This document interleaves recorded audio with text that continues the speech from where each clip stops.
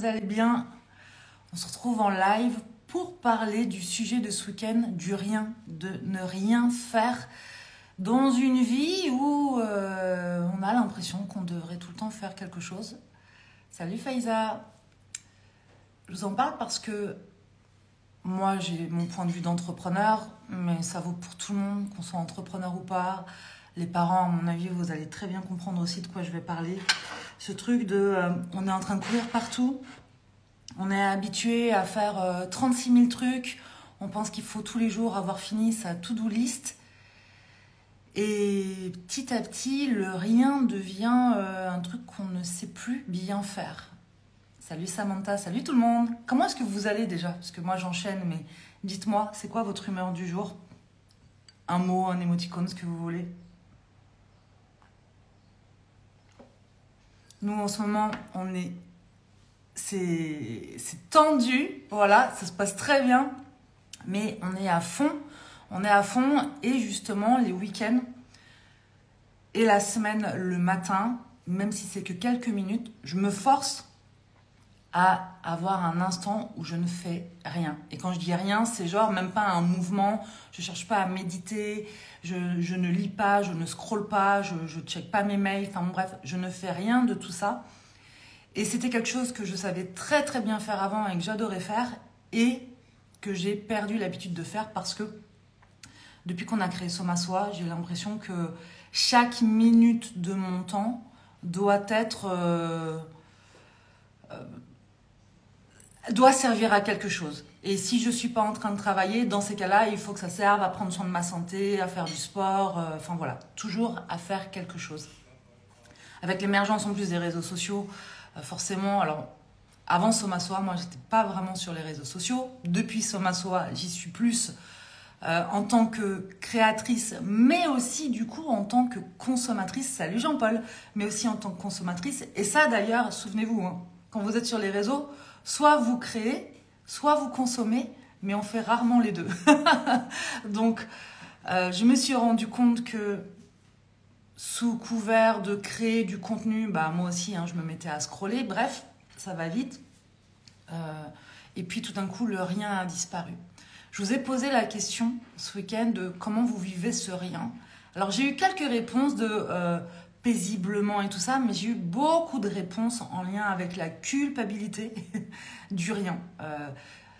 La culpabilité ou le mal-être, c'est-à-dire le rien qui fait peur. Moi, chez mes parents, par exemple, il y a toujours un bruit de fond, de la musique, la télévision, une activité. J'ai grandi avec une maman qui ne peut pas rester posée, elle est toujours en train de bouger.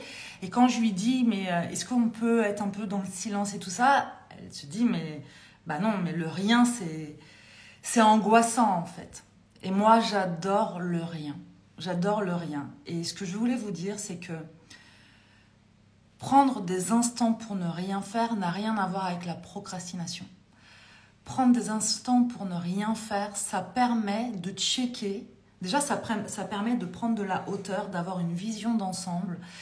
Et ça permet de checker justement l'agitation mentale. Parce que dans le rien, on se rend compte combien il y a du mouvement en réalité. Et juste être là à contempler le ciel, ça permet aussi de... Yes, exactement, ça ressource, ça fait du bien, ça nous permet de créer de l'espace dans un quotidien à 300 à l'heure parfois. J'adore ne rien faire, dans le rien, il y a beaucoup. Il y a Samantha, absolument, dans le rien, il y a beaucoup. Dites-moi si vous aussi, vous vous permettez d'avoir ces espaces de rien. Et là, en ce moment, on est hyper focus, vous le savez, on est en train de terminer la formation Holistic Business. Avec Iléa, du coup, on a des tournages vidéo tous les jours, c'est hyper intense. Il faut savoir qu'on avait 73 vidéos à tourner en, je sais plus Seb, en 20 jours, je crois. Ouais. En 20 jours. Et qu'il ne nous en reste plus que 10. Donc 5 aujourd'hui, 5 demain. Et ce sera terminé avec la partie avec Iléa. Il me restera, moi, à tourner vendredi les dernières vidéos, notamment de bienvenue et tout ça. Ce que je veux vous dire, c'est que c'est typiquement un moment où mon mental me raconte que j'ai pas de temps à perdre. Le truc, c'est que être dans le faire, dans le faire, dans le faire, dans le faire, parfois on finit par faire tout et n'importe quoi et à s'agiter dans tous les sens.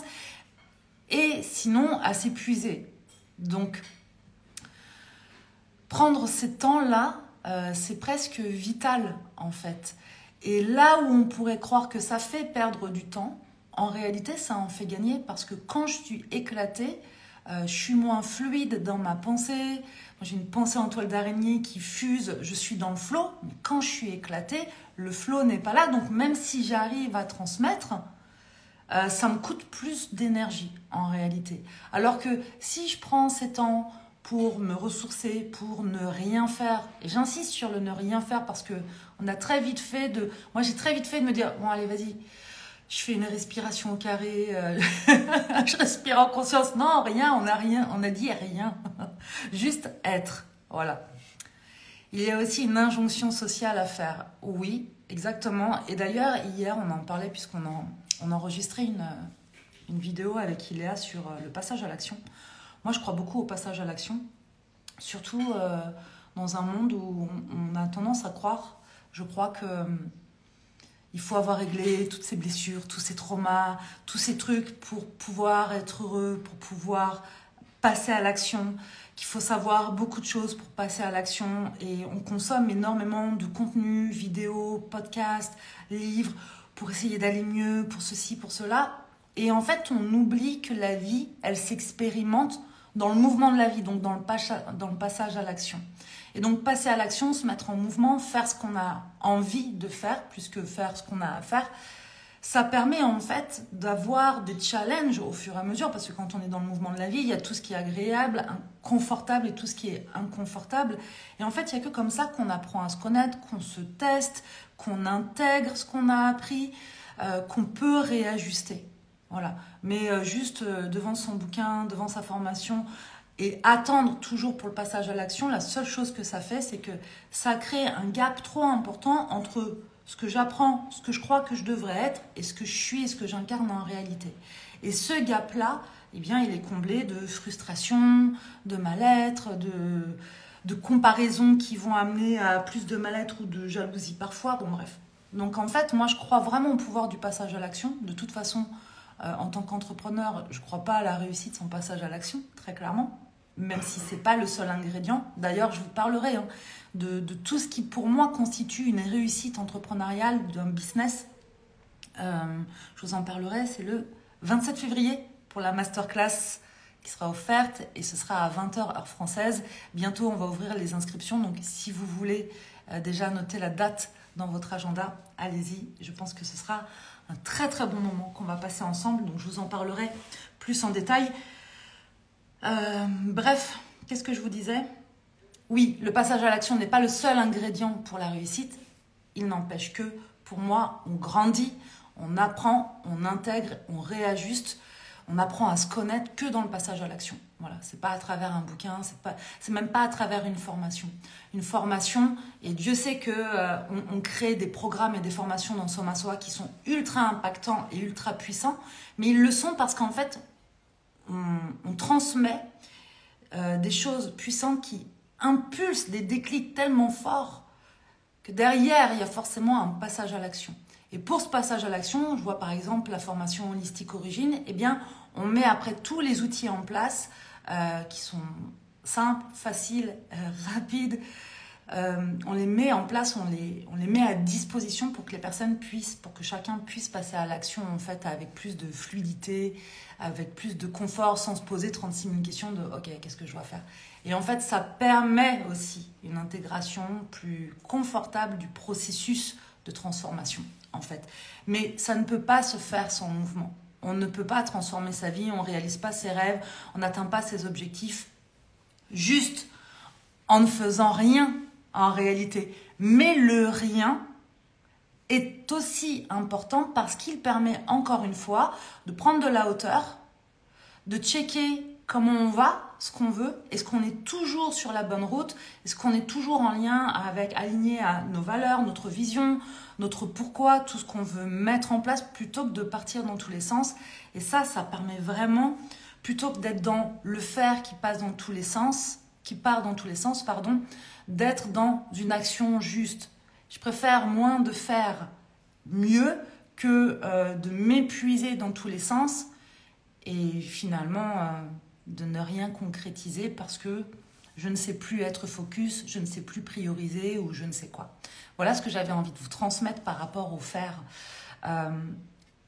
Quand on est trop là-dedans, qu'on ne sait plus ne rien faire, je peux vous assurer qu'il y a un moment où on finit par faire n'importe quoi, par être dépassé par les événements, par être dépassé par nos émotions, par être dépassé par toute sollicitation, par être dépassé par la vie, en fait, en général.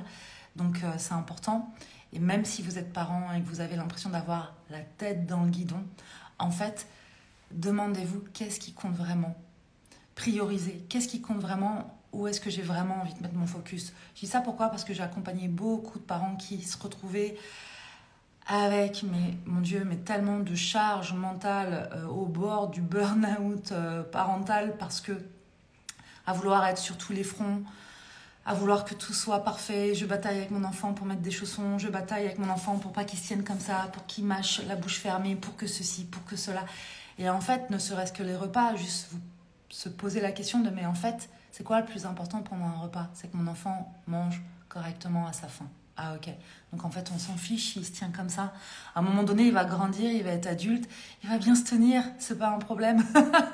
C'est pas un problème. Bref, ce que je veux dire en prenant l'exemple des parents, c'est que tous, autant qu'on est parents ou pas parents, il faut qu'on choisisse nos priorités et là où on a envie de mettre notre focus. Et c'est ça qui permet d'arrêter de s'agiter aussi dans tous les sens. Et pour pouvoir avoir ce mindset-là, pour pouvoir avoir ce focus-là, s'extraire de sous cette agitation et de ce mouvement pour s'octroyer des temps de rien, pour ne rien faire, si ce n'est d'être, ce qui est déjà très très bien, et ben c'est primordial à mon sens.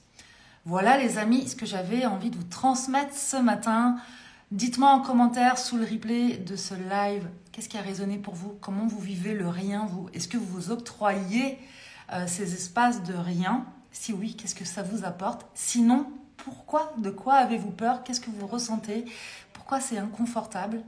Et puis voilà, je vous souhaite une très belle journée et je vous dis à très vite.